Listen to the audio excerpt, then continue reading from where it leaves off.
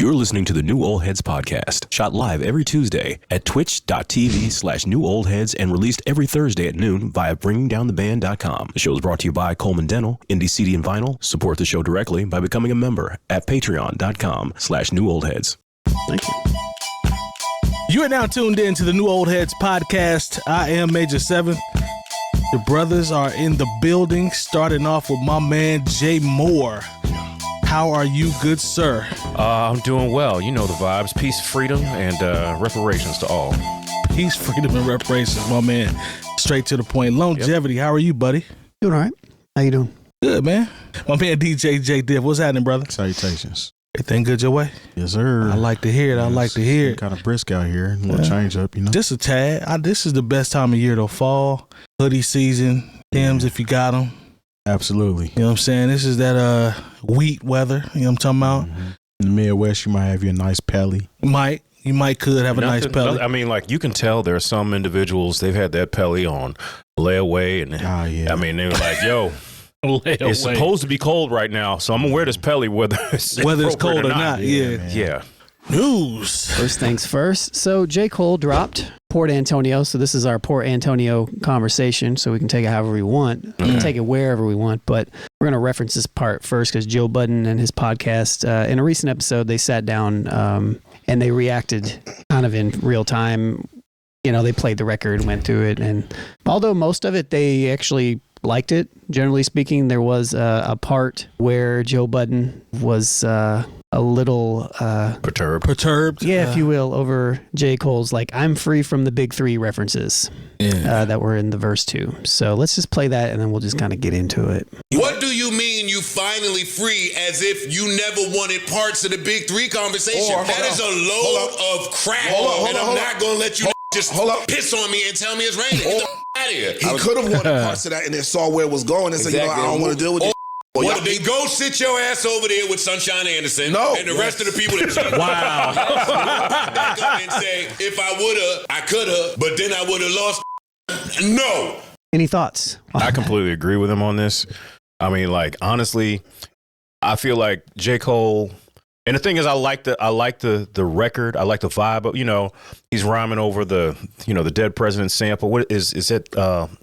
Lonnie Liston Smith? It is. Yes. Good call. Everybody keeps calling it Dead Presidents. That's like, no, that's Lonnie Liston Smith. That's who. It's like they don't do their homework, so we know that. Yeah. So, I mean, it's a famous. In the Garden or something like that? Or is it In My Wildest Dreams? Right. I think Garden is in the title, if I'm not mistaken. All I know is it's Lonnie Liston Smith, and y'all need to stop calling it the Dead Presidents, even though that's what you know it from. Like, please. What do we know? What do we know? What do we know? Anyway, and so I like the flow, but I'm like, the way he's talking about, yeah, man, it's a good thing I wasn't in that, or else it'd have got real and I'd have lost some friends. I was like, well, you know what, man, you bowed out gracefully, which the thing is, most of the people who are paying attention to the battle were like, yeah, that was the right decision.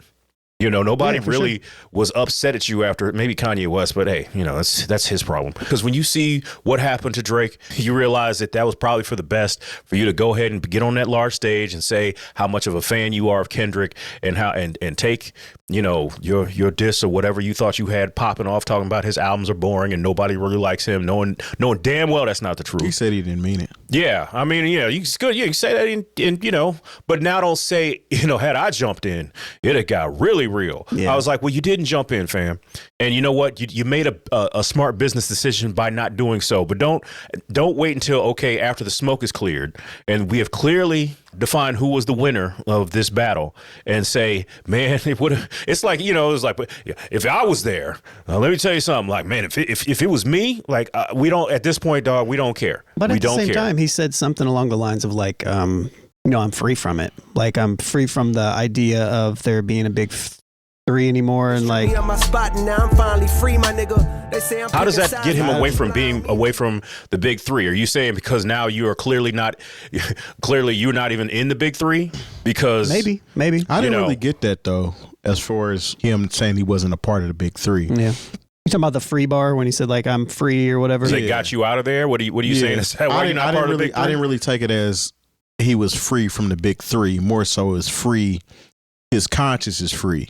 They're kind of the reason why he backed out in the first place, because he started feeling a certain type of way. So in J. Cole fashion, I'm not mad at him for addressing it now. which may lead to a rollout. Potentially. Essentially, you know what I'm saying? Now, I will say this. In my personal opinion, when it comes to this hip hop shit, it is a competitive sport. It is a sport where you spar. So it's like I can't spar with everybody else. And then when my counterparts that are on the same level as me, then I don't want to spar with them. Because if him and Kendrick have always had a pretty cool, friendly relationship. And I see Kendrick not going at him the same way that he went at Drake. Right, absolutely. So, well, I think, I think pretty much that Kendrick has had this within him bubbling for a while. Oh, it absolutely. It's been there. And for those of us that seen the BET Cypher, right? I mean, he put it out there. Nothing been the same since they dropped Control and tucked the sense of the rapper back in his pajama clothes. I mean, it was more so you riding with Drake, so you about to catch a stray. Because you on tour with him, you frolicking around with Drake, and you know I really don't rock with Drake like that. Yeah. So you about to feel it too. Y'all tried to get me on the song. I didn't want to be on the song. Yep. But then you referenced me. Yep. So it's almost like, I wouldn't say baiting, but it's like you want to group me in with y'all, but I don't want to be with y'all like that. Now, if it's me and you, Cole, then that's different. Right. But you know how I feel about Drake. So when you talk about a big three, it's just Big Me at this point. Yep. And that's how I took Kendrick's side of things. As far as Cole is concerned, I feel like he could have went without addressing it, but it kind of goes against it. It's almost ironic because he talks about wanting to appease, or these certain artists appeasing the masses or the fans, so to speak. And he kind of did the same thing by actually making this song. To attain some old props from strangers that don't got a clue what I've been aiming for since the age of 14. But bowing out at the same time. I feel like we're talking about 7 Minute Drill.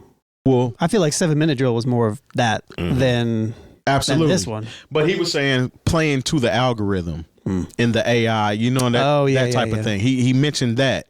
Yeah. So you mention it, but you're technically doing the same thing because now you have attention on yourself, which is probably leading again to a rollout. And he kind of felt like he had to address it because people have been calling him a punk. Now, they can still call him a punk based off of this release. But the thing about Cole is he can really rap. So this sounds good. But as a hip hop head or somebody that likes the thrill of people sparring, I think he probably should have got in there if he was going to do it or leave it alone altogether. As somebody who, I like the new record, I remixed it, dropped it the same day. Talk to him. Talk to him. Flipped the same sample. Talk to him. So you can look that up. But my only thing with this verse is and you know, I feel like it kind of showcases the complicatedness of being a human in general. You know, like he kind of says one thing, but then he kind of does the other thing in an interesting type of manner to where he's kind of being like contradicting himself. He's kind of contradicting himself. And that would be my only critique of this. If I would really, you know, this whole beef and everything is under a huge microscope, which is why we're looking at it as such. I feel like songs come out all the time that are the same, that we don't do this, but that would be my only thing. It's like he's saying a whole bunch of stuff, and I feel like he's still kind of playing with his ego a little bit because, you know, if you really felt 100% about, you know, one of these ways, you wouldn't make the reference over here and vice versa. So I don't know. Yeah. Two, he says that he doesn't want to have that title. Yeah. But prior releases would beg to differ. Yeah. I mean, everybody heard the song. I don't know the title of it, but he's talking about who's the king, Cole's the king.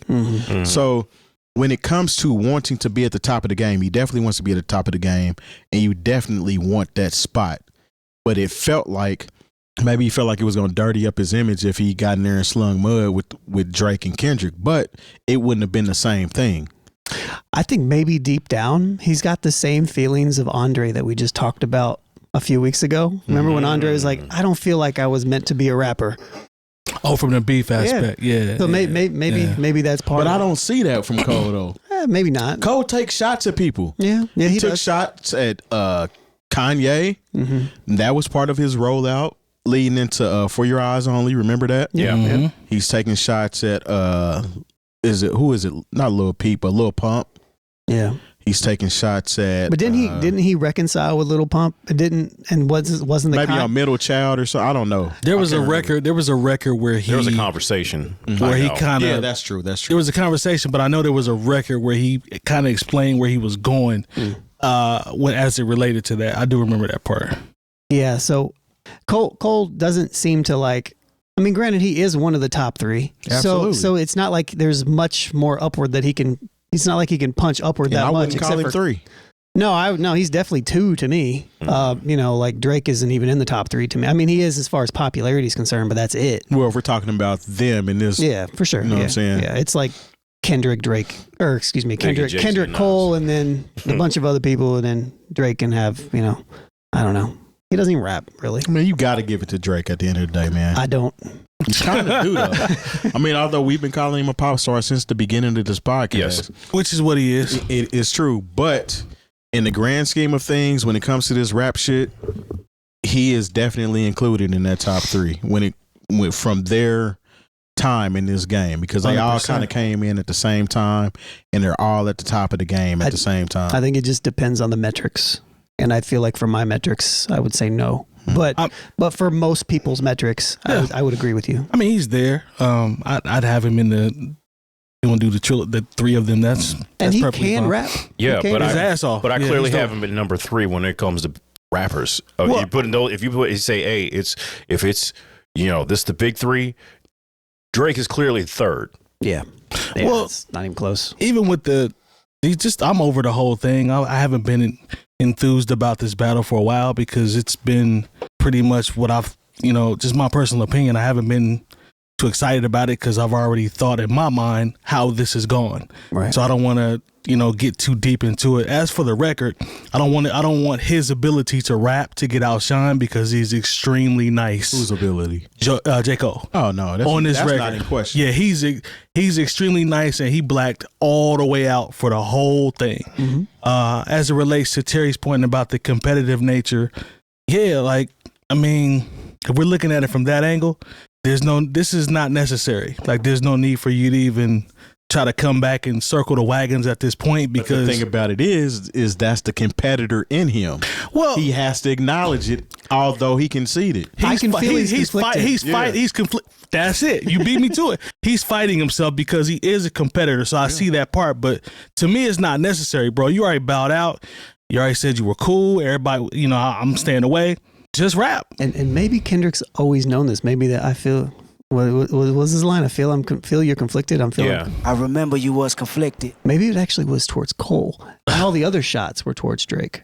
Look, I listen to Kendrick's music. I listen to All the Stars from the Black Panther. I was like, this might have been about Drake too. Man, that record is dope, by the way. It's very dope. I know, but when you listen to it now, considering everything that's happened, I was like, yeah, this is about Drake too. I mean, I know how you feel about people, but you don't have to address that every time you say people, man. But I do, because he hates them. I love that it lives in your memory. It does. I remember that you hate them. I remember that. At you. He doesn't hate people. It's when you bring them up. Yeah, I just don't. We actually love people, and we need people. Yeah, I know we do, but especially if you become a Patreon. I ain't say he don't like the people that are patrons or the people in the chat. He love y'all, but I don't care about random people's opinions. Why do we care? I don't care about John that lives across the street that thinks that Drake is the best rapper. Who is John? I don't care. Who is John? Not John, man. Don't shout him out. But nah, man. You see multiple flips of this. J. Cole really won in the end, and he just no, he did. Yeah, calm down. I'm like, fan, what are y'all talking about, man? I'm so over it, bro. He's a dope rapper. I don't think it was necessary, and that record is cold. That's where I'm at with it. I don't really care, man. He conceded. I don't really care. He conceded. He did. He did not win. Yep. And that boy technically his 7-minute drill was a throwaway because it was on might delete later, and it got deleted. He threw it away. Tough. So that's tough. He literally threw it away. He threw it away. There is no Cole won this battle because he conceded. You can't win and throw a track away. You can't. Thank you, my friend. The metrics and the algorithm that he speaks of would beg to differ. Because Kendrick, we talk about how Kendrick doesn't do this and doesn't do that. Kendrick lived in the moment, and he still has a big event coming up that was probably partly because of this beef. Yeah. Well, you talk about a lot of people that grown men that's gonna be mad, boy. Around that time, it's gonna be real bad out here. We're gonna have some. You'll see. But shout out to Cole, man. Cole blacked out. Record's dope. That's what I got for y'all. Indeed. Are you guys familiar with Brownsville rapper Ka? I've heard him. I can't say that I was like, oh, that's my guy. But he's one of those people I've heard of. I know of his music. Definitely heard Did he do of the him. chess thing? Did he have a chess theme at one point? I'm not sure. Did we share him on the blog? Yes, definitely. I remember Kai. So let me share this. He was a firefighter or something. He was. Yeah, 9/11. Yeah, So he passed away at 52. His family made a statement. We are heartbroken to announce the passing of Kasim Ryan, the rapper and producer known as Ka, who died unexpectedly in New York on October 12th at the age of 52. He was born and raised in Brownsville, Brooklyn, and Ka lived a life of service to his community. He was a 20-year veteran of the New York City Fire Department. Wow. Put his life on the line to protect citizens. He rose to the rank of FDNY captain and was the first responder on September 11th during the attacks. He leaves an extraordinary legacy as a recording artist, including 11 remarkable self-released solo albums. Is survived by his wife, mother, and sister. We kindly ask privacy as they grieve this incalculable loss. Yeah, I remember him now. Yeah. So with that being said, I want to kind of, we can talk about him obviously, but I want to share a short clip from him when he was on a. You guys are familiar with the Red Bull Music If you Academy? coming to me for party songs, don't come to me. I'm gonna tell you that right now. Like if you're like, I love my music, like very exciting, and I'm not him. You just lost your uncle, your favorite uncle, and you just want to know like that. Can somebody get through this pain? Yes, you listen to me, and I've been through that, and we get through it together. That's what I feel like I am. I only do music. My music is super personal. I only do music with people I consider friends. That's just a decision that I made. I shouldn't let my age scare me to doing something that I just love doing. Like, are you prepared to do what you're doing when it ain't cool no more? That's a passion. Like, you know what I mean? Like, when I'm doing necessarily ain't cool no more. Writing rhymes as a 40-year-old man, that ain't cool.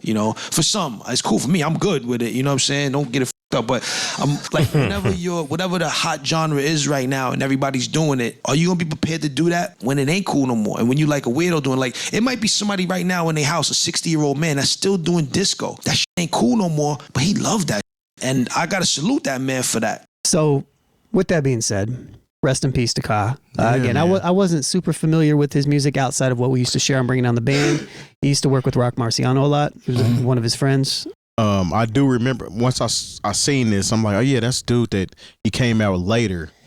Like he probably started getting big in the blog era in probably like 2014.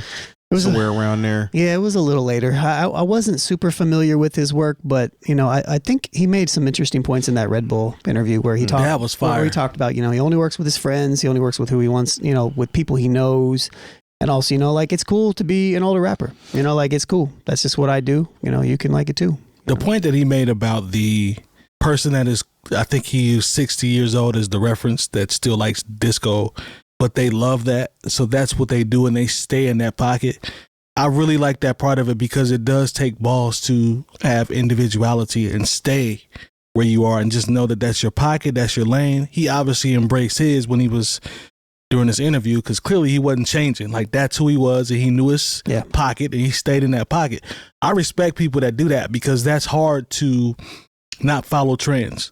Like, what's successful now, people tend to go towards that just out of human nature. So I salute him for that because individuality and just being you, I always respect that when I see it. Yeah, it's always been an unwritten rule for some reason in hip hop that you're supposed to age out. Right.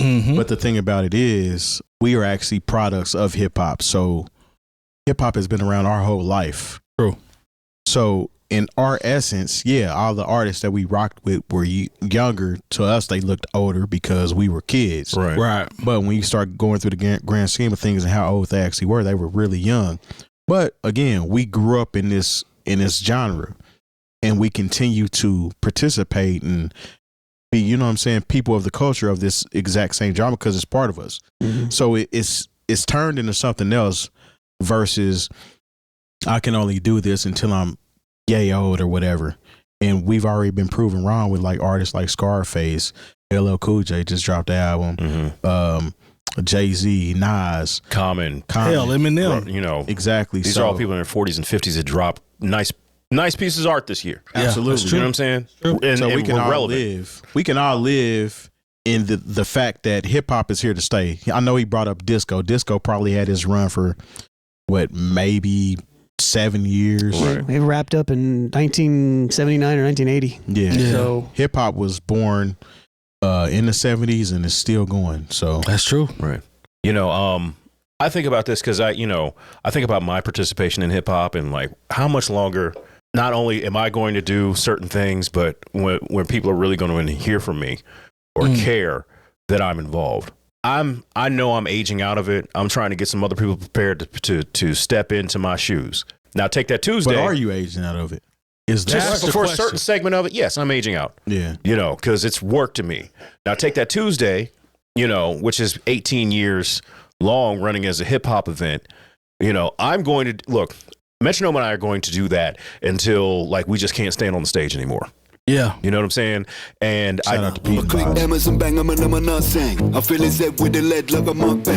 with this, we have carved out a place for people who love, you know, a certain segment of hip hop to come and feel like they still have a place in the culture, and we play the records that make them feel comfortable. You know, yeah, and because there's elements of hip hop that are timeless.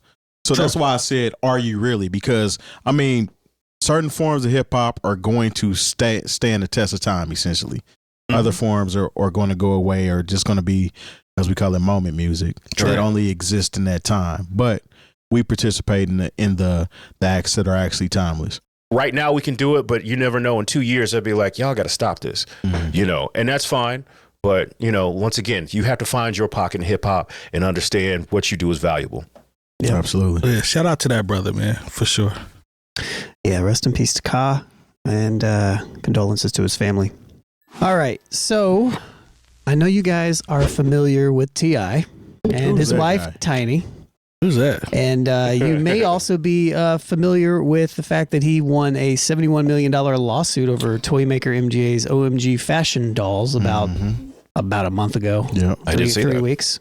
T.I. was recently on 96.1 in Atlanta with Young Dro, I believe. And he referenced the one more show that he's doing, but then he's not doing shows anymore. So yeah. Nah, man, but I appreciate y'all, man, for, you know what I'm saying, for offering me my last working gig, because I do not need the money anymore, and I will not be performing. So you guys, y'all have. So this is your last one? Yeah, they're going to be, I don't want to do it no more. Yeah, I don't want people to pay me to hop around and sweat for their entertainment He anymore. said that before. Will you do anything for the PSC? Of course. Okay.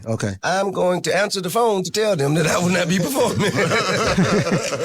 So yeah, do you feel any particular type of way about T.I. saying that he's retiring? So and I don't want people to pay me to hop around and sweat for their entertainment anymore, or anything like that. So here's the thing. I'm a T.I. fan first and foremost, and this grown man can do whatever he chooses to do. Yeah. Especially if you get hit with 71 million of them things. That's the kicker right there. You can do whatever you want. So I'm not here to count anybody's pockets. No, that's what you do, though. It's just with y'all, not T.I. That's just y'all. That's your It's not persona, y'all. sir. It's just y'all. It's not anybody else.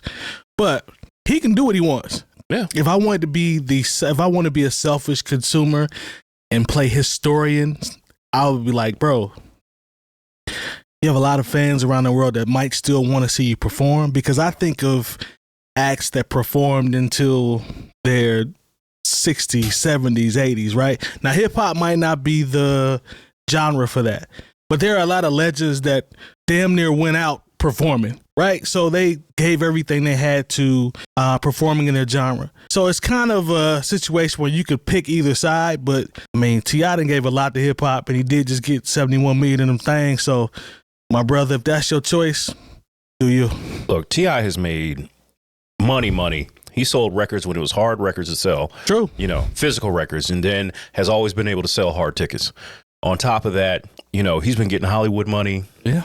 You know, and seems to have taken care of, you know, for whatever reason, you know, all the kids he got, for whatever reason, child support has not drained his pockets. True. And I think this is the way it's supposed to be after a certain amount of time. Because, you know, when I saw the story, it made me think about, I'm not sure if you guys are familiar with Frankie Valli and the Four Seasons. Yeah. Okay. And, know of them. Well, Frankie Valli, there was videotape of him recently.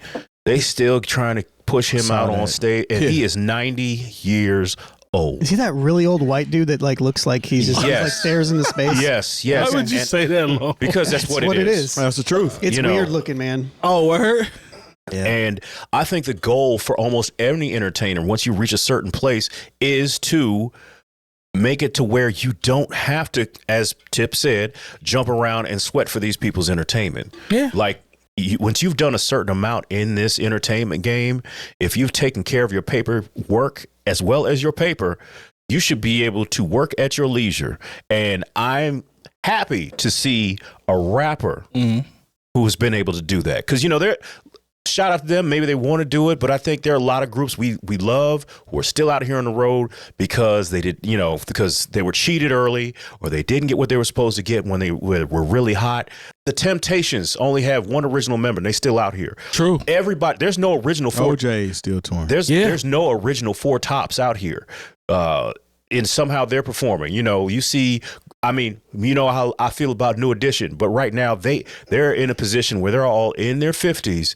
They got the residency, but they got cheated for so many years.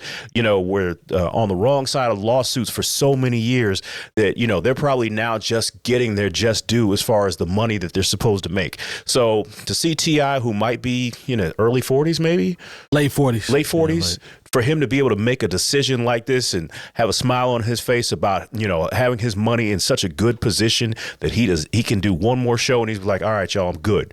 And if you call me about it, I'm gonna say no. Shout out to Tip. I love to see this for rappers. I love to see this for black entertainers, because by and large, most of them can't do it. That's true. Nah, Tip is in a very good position. Again, he's got TV shows. He's got multiple investments in the city of Atlanta, Georgia. His wife is part of Escape. I'm pretty sure they're not hurting for any money.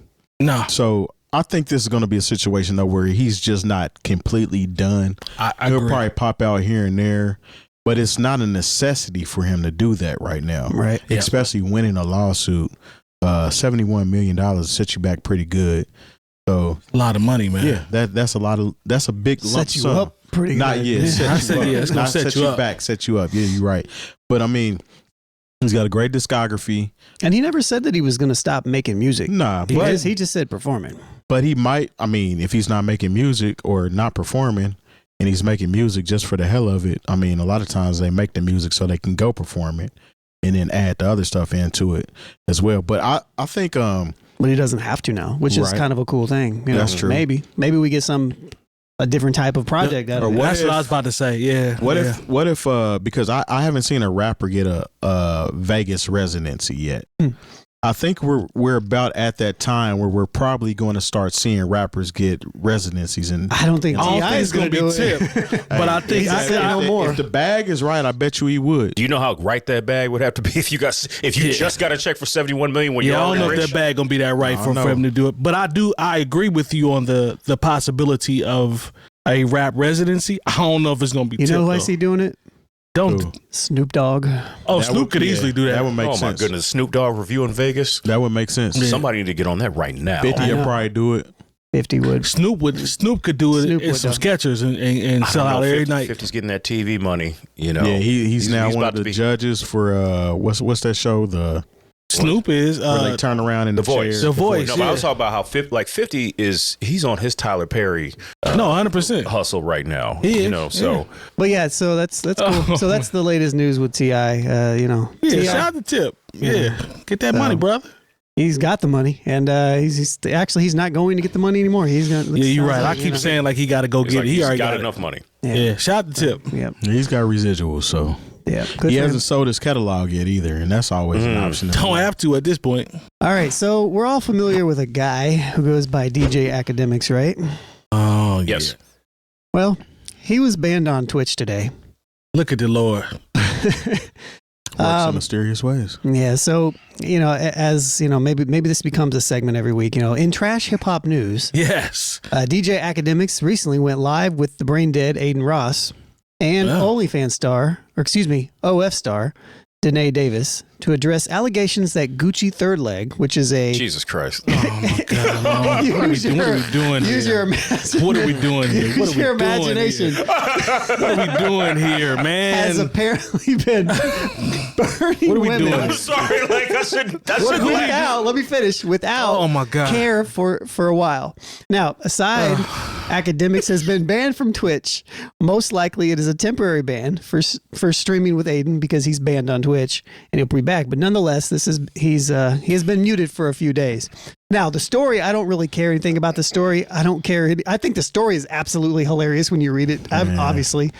But here's a short little clip that I want to play you because it's even funnier. I should have known as an OF creator what a herpes sore or a dried up herpes sore looks like. Not to collaborate with somebody unless you get their full panel results. Not only were me and Gucci collaborating, he also was speaking to me in a romantic manner. If you tell his name, you like this guy, right? Was it that good? Like I know. Obviously, it's sour grapes at this point, but still, This dude is... That's just nasty, man. all the way around. Yeah. That's disgusting. Like, so hold on. Yeah, go break this down because I don't want to break this down. No, she did know. She did not know. But she said she should know what a sore She is. said that she should have known, but she didn't know at the time. So she gave the benefit. Listen, man. Talk to him, Terry, please. Me personally, any woman that before I was in, you know what I'm saying, where I'm at now, if I noticed something that wasn't right, I'm not going. Simple as that. Now, granted, she's a an OF star. Creator. She You better does those do some things. solo. And and she said that she had those women are always safe. Hey, true. Feed something. Yeah, but even at the end there, I thought it was very interesting how Akademiks felt like he had to ask her. So was it really that good? Was it that good? Look at him though. The ultimate cornball. It's just he's the ultimate so cornball. weird. He looks like Grimace. So he's banned. He's banned. Now, what type of ban are we talking? I'm guessing it's probably a temporary ban because I think the ban is actually just for bringing somebody that's also banned on Twitch onto his stream, which is Aiden Ross. Idiot. But yeah. Well, that's how. Look, there are other online creators who have brought people who have been banned on particular platforms on, and it's like, look, I understand that you think you're creating this provocative content, but don't fly too close to the sun. You don't own these platforms. Facts. Okay. And if they've set a rule for other people to get kicked off and banned and demonetized, because that's where a lot of people are finding themselves in a lot of trouble where maybe they let them keep their channel, but they wind up being demonetized. Don't fly too close to the sun, dog. Like, this is a thing that has been established. There's precedent here. So if you don't think that it's going to happen to you, trust me, it's going to happen to you. I want to know who decided that this was a good idea for them to even get together and talk to this OF creator about getting. But this is like a really big situation right now in that space. In general, of what, people burning people? Apparently this Gucci third leg person, whoever he is, because apparently Aiden Ross slept with the same person that he had been with. And so he slept with Gucci third leg. Nah. I don't think it's that. But I think even the bigger conversation about all this, and we don't have to go too deep into this, is just Akademiks getting banned. It's interesting that his whole following is on Twitch, right? Yeah. And sure, he could probably go to Kick, or he could probably go to YouTube, or he could probably. But there's only so many places you can go to where. Yeah, he can't call up Budden. Budden don't want it. So it just seems like you're playing loose with, like, kind of what you said, Jay. You're playing loose with the platform that's giving you the ability to make all this money. And he can cap all he wants to, but getting banned from Twitch. That's big. This isn't his first time. He's been banned before, so he'll probably be back. But the thing is, and because people will bring up the whole, it's a freedom of speech, situation. Everybody should have that. But you got to understand, there is freedom of speech. It doesn't matter. But there is no such thing as freedom from consequences. I think everybody in this space already knows. You go against the terms of service of Twitch, everybody knows this is a thing. So, the fact that he brought somebody that was banned on the platform, this is not the first time that this has happened to this degree, so he should know better. I just wanted to bring that up because I thought it was funny, and I thought that whole clip was funny. Shout out to Gucci. I knew that you guys were going to react the way that I did. So. Yeah, that was actually a good one there. Yeah, that was almost like you got what you wanted on that one. Yeah, I kind of planned that in that way. This should turn into an STD commercial. They should use this Aiden Ross and And this young lady that decided to do whatever she did with whatever part had a sore on it, regardless of knowing that that's probably not a good idea. Terry, that's not what the conversation's really about. I'm just saying. I'm kind of stuck on that. He trying to help. He trying to help. You trying to help the masses? Yeah, he trying to help. Terry trying to help people at this point. Man, this is a public service announcement. Yeah, fair enough. Okay. All right. Let's Be get careful. off, Be let's get careful off out of there, that. y'all. Let's get off of that. Nastiness. The last Look little like she got new- that nasty. Whole thing. Use that OnlyFans money and sign up for our Patreon. Stop playing. Thanks to our partners. Dr. Coleman of Coleman Dental is our go-to dentist. He's a longtime Indianapolis arts and music supporter located right in Broad Ripple. Our good friends at Indie CD and Vinyl operate one of the best record stores in North America. Shop new and used in their site or visit them in person. And the best way to support the New Old Heads is to visit our Patreon and become a member. All details on newoldheads.com. In this recent powwow, if you will, on multiple things, the Culture United podcast, which is with Rob Markman, FD Signifier, Curtis King, Professor Sky, Jeremy Heckton, and who put it together is Justin Hunt, who's with... He was with Hip Hop DX. And Ambrosia for Heads. Yeah. And also he's got his own YouTube channel called The Company Man, which is really good. But in this particular clip, Curtis King brought up an interesting question about if not talking to media is good marketing in 2024, 2025. Is that part of the con of the approach of doing your own rollouts without talking to responsible media? And that your only medium to express where your thoughts are at are just through the music, and you're allowing people, and I don't think any of us in here exist when I'm talking about these folks, you're allowing folks who don't really have a good comprehension of lyricism enough to break down these thoughts, to develop sober ideas upon what they're reading and when listening to. Isn't this what the pros of sitting down with media that are not going to ask you the salacious questions? And I speak of this as an artist, too, who loves the fact that I can use this era to go direct to consumer and talk to my fans. That's awesome. But I do understand when you sit with somebody who's done homework and can ask you these questions that can bring more clarity. I got two questions with this. One, do they desire that? We're having a debate about something because of how ambiguous some of the things that J. Cole was saying. Is that part of the rollout? Or would it be better suited for them to just sit down and get these ideas out? I know that's a kind of a. I think that's tautological. I think you answered your own question there. So I think that's a very interesting statement. He's basically saying J. Cole just drops music and disappears. And there's been a kind of a history that we've kind of talked about a little bit on the past about how some artists don't. Was it Elliott Wilson that was upset that people weren't coming to talk to him and stuff like that, right? So this kind of dips into the whole artists aren't talking to traditional hip hop, but at the same time, is it just better marketing for them because all the YouTube channels and everybody talks about the stuff anyways, and they interpret their own opinions upon it. So I just thought that was a very interesting kind of a talking point. I don't know. Guys got any comments or thoughts? No, this is the thing. As much as we talked about the mysteriousness of artists. Mysterious. But there's a balance between being mysterious and saying, okay, I'm going to sit down. Everyone is not as learned or as deep into lyrics. Maybe I can come out and if somebody asks me an actual question about my music, I can go ahead and expound upon the points that I made within the music. Like for some people, just sitting, listening to the lyrics, it's not enough. I want to hear from you as opposed to leaving things up to my own interpretation. So I would love to hear from J. Cole or Kendrick, because there are people who do super deep dives on Kendrick's music, and I'd like to believe they know what they're talking about. But at the same time, I'd like to hear directly from Kendrick what the layers are to his music.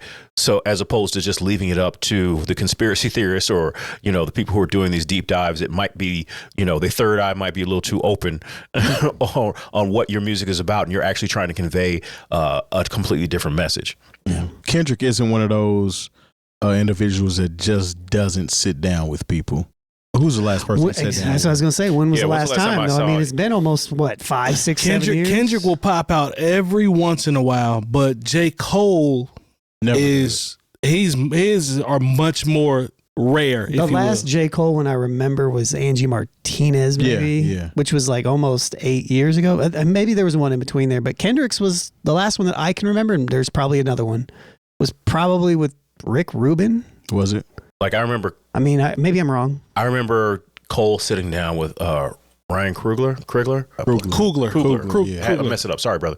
But the funny thing that happened, and not that this is what has discouraged J. Cole from doing interviews, but I remember he's like, what is it like, being a married man? Like, and he's like, the public, I didn't announce that I'm a married man. Yeah, like that was kind of a weird moment, not that, but sometimes it's just like, no, I don't want to talk about this.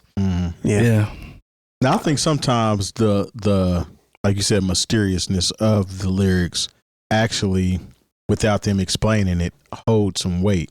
Because nobody asks songwriters and things of that nature. It's not a big deal for them to ask them what they meant by this and what you meant when you said this. Is they just live in the music, essentially. Rap form is a sort of poetry, so I can understand why people want to have these conversations with these artists. But I think what they actually went on to make a point on why they're actually addressing this situation. That's the thing that I kind of wanted to speak on. It was like, is this intentional? Like, is it an intentional marketing tactic by Cole and Kendrick and certain artists to not talk to certain people because it's going to create the internet?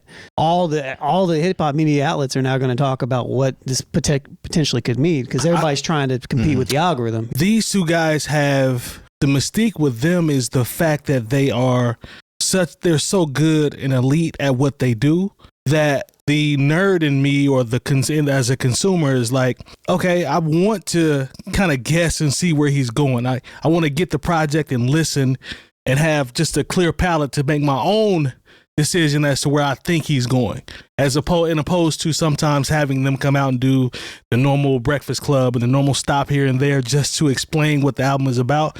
Sometimes I just want to put it in and see if I can figure out where they're going, if that makes sense. Well, at the same time, too, historically, if you notice when some of these artists go out and do these rollouts, the media asks them questions that they don't want to answer, and they know that this artist doesn't want to answer, so they want to purposely put them in a position to feel uncomfortable because for them, that's clicks. True. Yep. What they made, I like that they made a point on this to say that he mentioned Angie Martinez as one of the best people to do interviews. Yeah.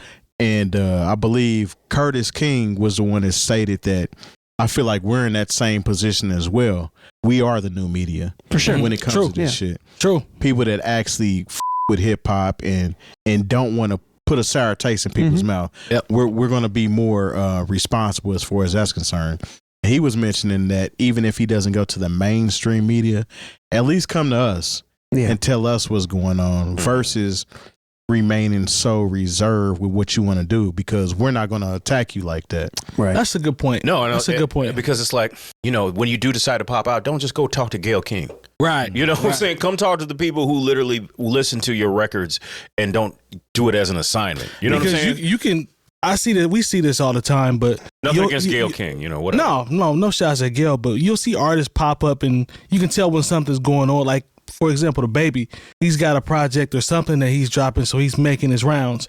But he also needs to make his rounds. He does. To your point, he does. But I'm saying I'm using him as an example. But there's other artists that'll just go up to the Breakfast Club, as they start to make their rounds, and the content will be an hour and 15 minutes, and 45 minutes of it is Charlemagne talking about therapy and nothing that has to do with the actual project. So people will come out and like some of these rollouts are just unnecessary and opposed to people like Curtis King who might actually ask some stuff with some substance or maybe some stuff that's closer to what these artists are more comfortable with, and then we just get up out of there. So I don't know, man, because some of the mainstream interviews are just a lot of fluff pieces. You see a lot of goofy stuff that just goes on. They definitely ain't going to talk to Akademiks. No, not at all. Not at all. He's a known glazer, and he's glazes. I'm not going to say there's even a right person to glaze. That's fair. That's fair. That's just crazy. Known glazer, though. I like known glazer. Yeah, known glazer. Yeah, I like known glazer. Gucci the third leg. You like known Gucci the third leg. Hey, yo, apparently. That's a callback to a previous segment. Yeah, yeah, apparently that brother. Never mind. Go ahead, Lon. Go ahead. Anyways. Go ahead, Lon. No, I was just going to say that I think that brings up it's an interesting conversational piece, talking point. Shouts to the Culture United. Shouts to all these gentlemen here and all the other new creators that are popping up on YouTube as well that essentially live in the same space that we do. We see y'all. And yeah. This conversation comes from the No Labels Necessary podcast. And it's a conversation pretty much talking about the motives of people who, join the hip hop culture, and if some of those motives are potentially wrong in terms of the reason why certain people make music or what they're actually in the game for. So let's play the content and we can come back and review it. I want to see what you guys think. You should try because you care about what you are making, in my opinion, not try because of the potential profit, which are way smaller than people assume. Again, why are you in this art thing if it's just for the money? Make way for the people who actually care about the art, because it's going to be hard to get to the money regardless. Having all y'all people who flood the opportunity to make money that are in it just for the money, even though it's not a great money opportunity, bro, y'all messing it up for everybody. Yeah, bro, it's not the lick that you thought it was. It's not the lick, man. It's not the lick. What I hear there is a conversation kind of going towards or pointing towards oversaturation in terms of the concept that we always talk about, everybody rap. It's even worse. Now, I used to say that probably 8-9 years ago. It's way worse now. When you say everybody rap, you literally can walk outside and find somebody that got a mixtape or a project or a podcast or something like that. So as creatives, we're all creatives here in some form. What do you guys feel about what he said about just people that just come into the game and take up slots, take up spaces, and what that actually does from an effect standpoint? I don't think that exists. You don't think it exists? Go ahead, Lon. I don't think there's a such thing as taking up slots in something like this. It's either the people that rise to the top or the people that do really well and they understand marketing in a particular way and stuff like that. But even further, like the from a musical standpoint, if you don't like something, just don't listen to it. That's true. You know what I mean? I think we're in like a unique kind of area right now to where the gatekeeping aspect is not what it used to be. I would agree. So those slots that he's kind of talking about they're not really super meritable. Unless do you think they don't even exist at this point? No, I think it exists to a degree. Like I don't think it's completely gone because I think it kind of switches now because that gate essentially is like time that people have as they're scrolling through stuff, right? Gotcha.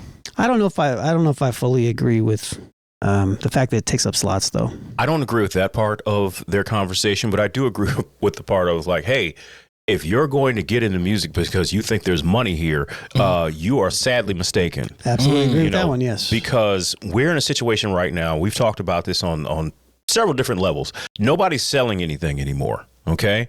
Everyone's depending on streaming. And if you don't have your paperwork together, this specifically, you could have an entertainment lawyer. People always like, get an entertainment lawyer. Right. But he might be an entertainment lawyer that was around when people were selling CDs, records, and tapes. Right. There's going to have to be a whole new crop of lawyers that come around that know how to navigate the digital space. True. Because the way you're able to actually negotiate and be able to see money now is completely different than it was 15, 20 years ago. And also, like, there's a lot of people who, it's like, oh man, they must be getting it there out on the road. Well, they're signing away so much of themselves, whether it be the 360 deal or they're messing with Live Nation and taking these advances. Yep. Maybe they're getting ripped off on the record company end. Happens. But at least they're getting all their money from T-shirts and getting all their money merch, from yeah, for sure. from shows. Well, now that's not happening because now they've signed these deals to where, the record company gets part of that money. You're paying back a certain money to Live Nation. If you're not somebody who can get a straight up brand deal, whether it be a shoe company, fast food company, a soft drink company, maybe a liquor company, most of your favorite artists you might hear on the radio at this point, people who are famous, I don't want to say they're broke because, what your standard broke is might be different than somebody who gets up and goes to work every day like we do. Yeah. But compared to what you would have been able to make as somebody who had a gold record and a hit song, back in 1995, you're able to eat off of being a celebrity. Some of your favorite artists, are in apartments and driving, they're not driving luxury cars. They're driving regular cars. Some of them got to get up and go to a job. You can't tell on Instagram, though. But that's the smoke and mirrors. Like, and now the smoke and mirrors are so much bigger and thicker now because they're trying to keep up with a standard that was set when the rules were completely different. I think it's different, though. I think what people are aiming to do now is not even necessarily the monetary currency, is the social currency, because they see a lot of people see that as more valuable than actually gaining actual tangible money because they think it's going to lead to something else. So they're trying to catch that one hit that'll do the same thing that Cardi B. Everybody can't be Cardi B though. Cardi B is literally the only artist off of the Love and Hip Hop series that leveraged her career and was very successful with it. Right. Facts. Everybody else it's called Love and Hip Hop, but you don't. Who are these people? True. They're cool or exist in their cities.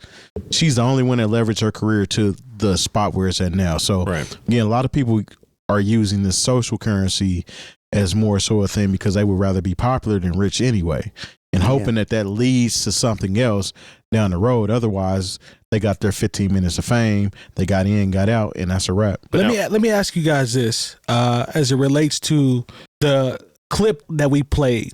A question that I would like to pose is the way that he said the way that he says what he says. What do you all think about where that's coming from? Is that a person that is using unnecessary energy to quote unquote care too much about the culture?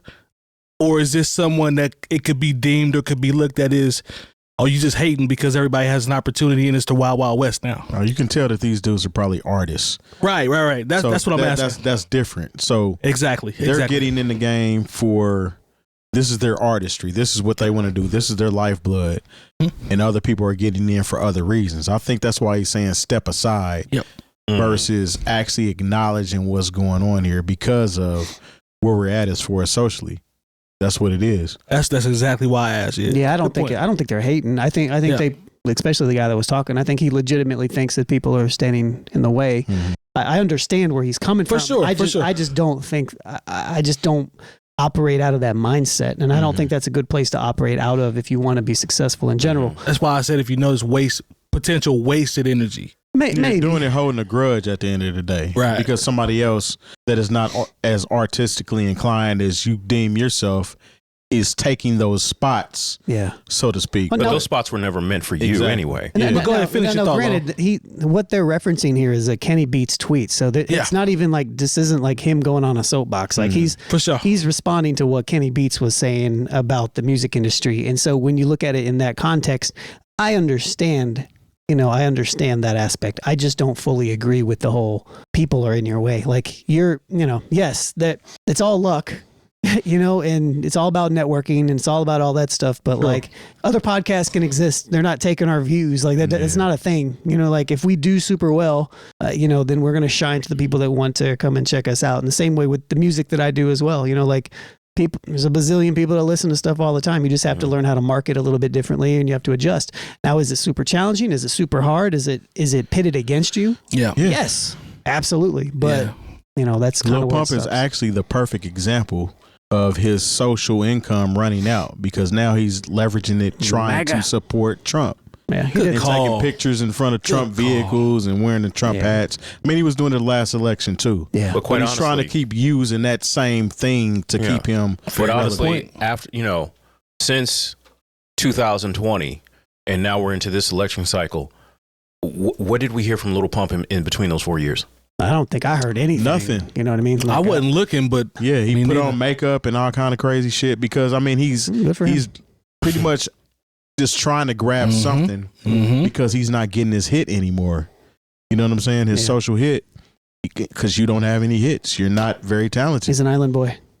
I think there's really something there to what Terry is speaking to as it relates to social currency and how important that is in today's climate. Because there are so many people that would rather be popular than paid right now because they see. I don't think there's anything wrong. I don't think there's anything wrong with social currency. No. But I'm talking. What I'm talking about is as a relation to being popping, but still living like Jay Moore was talking about. I think there are people that are fully comfortable with being popping from a perception standpoint, and then living in reality, and it's not even close to what you portray. I think there are people that walk around that are fully comfortable. I couldn't live that way. We could do a deep dive into this and how it ties into social media and it ties. But all of us are old enough to remember when a phone was just something for you to call home with. We remember a time when people did not depend on a dopamine hit of those likes to maintain themselves or feel important. they're so like, you know, there is a generation of kids who don't know a life without it, and so their self-esteem and their self-worth is tied up into a device that they pay $99 a month to use. So just getting back to what they said about how, you know, people need to get out of the way, and maybe there's a situation where like real artistry can't be seen. I don't believe that, but I do understand where they're coming from, because there are people that are getting into this for the popularity and that dopamine hit. They're not getting into it because they think they're going to create this definitive piece of art that is going to not only change their lives, but change the lives of others. So I think that's a good transition into another topic that you were going to talk about, Mike. If you want to maybe talk about that Ninth Wonder thing. Because I think that's super related to kind of what this is. Sure. This is a series of tweets that Ninth had. Ninth Wonder, obviously legendary producer. He was having a conversation with his artist Swank in King Draft about the 90s. So Swank, who was born in 1994, says, "It just seems that during that time, the separation point was, I'm actually better than you at making music. But what I'm driving or what I wear, you can actually go buy because it's not that crazy expensive." And then he says, now it seems like no one is really that good, but the money they make separates them from us. And Ninth was like, the conversation ended immediately. He was like, fantastic point. He actually expanded on that even further. So he said, Swank actually replied to that, and he said, lifestyle is king now. And then Ninth said, so basically, who can dress and how much it costs? Right. And then Swank goes, who can dress, what designer brand is hot, what kind of whip you got, the clarity of the diamonds in your chain, everything but the music. And then Ninth says, it's crazy because how can the streets and community feel like they are a part of it? The point? Well, I think now, because I can speak to this era because I remember it vividly. Yes. You know, when Snoop came on Saturday Night Live, he had on a Tommy Hilfiger rugby that we could all just go to Macy's or Famous Bar or whatever it was, and LSA's, wherever you listen. Lazarus. Yeah. And you could buy that. True. Okay.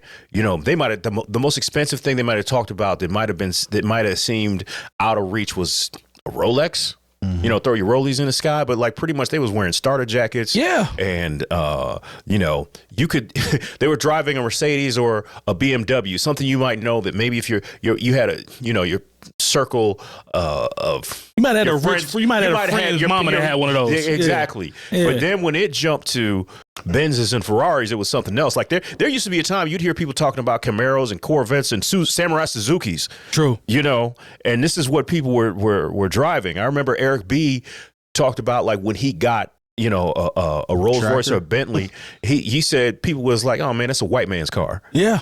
You know, so he wasn't pushing, you know, the E-Class Benz or, you know, whatever that was around the neighborhood. Boy money back then. Yeah.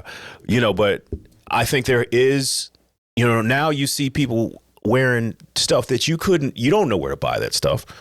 Yeah. You know, and even if they told you, you couldn't afford it. Now there is a thing to where honestly, even rappers who aren't making that much money comparatively, you know. Yeah. They have set themselves so far away from the from the regular people. I think there is a disconnect. Long, what was the line you read about Ninth as it relates to community, where he said it's crazy because how can the streets and the community feel like they are a part of it? Man, I can tell you why. Well, it goes back to how we constantly have to bring up the capitalism aspect of hip hop. Yes. People are going to look the part versus if they have it or not.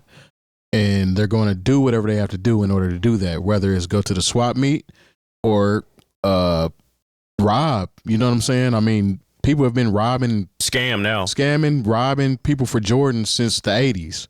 True. And that's back when Jordans were easy to obtain if you had that money to get it. But now it's switched to a higher end of clothing. So, I mean, I don't know, man. It's crazy because, again, it goes to that whole social currency thing because you have to look like you're doing something whether you're doing something or not. Right. Well, you know, I mean, and sometimes it's easy for us to get on this new generation of rappers who just seem so unrelatable because of how they've presented themselves. But, I mean, you can go back to when, I mean, there's always been a level of in black music specifically about trying to of aspirational wealth. Okay, it was always about having a Cadillac. I need money, this, that, and the thing. Money. Like I'm not going to knock these new rappers because they're carrying on tradition. When the Sugar Hill Gang said, I got a color TV so I can see the Knicks play basketball, and I got a Lincoln Continental and a brand new Cadillac, they ain't had none of that shit. Right. So, I mean, I don't want to separate the culture based on age and what they're doing now. It's just like they've taken it to another level and things evolve.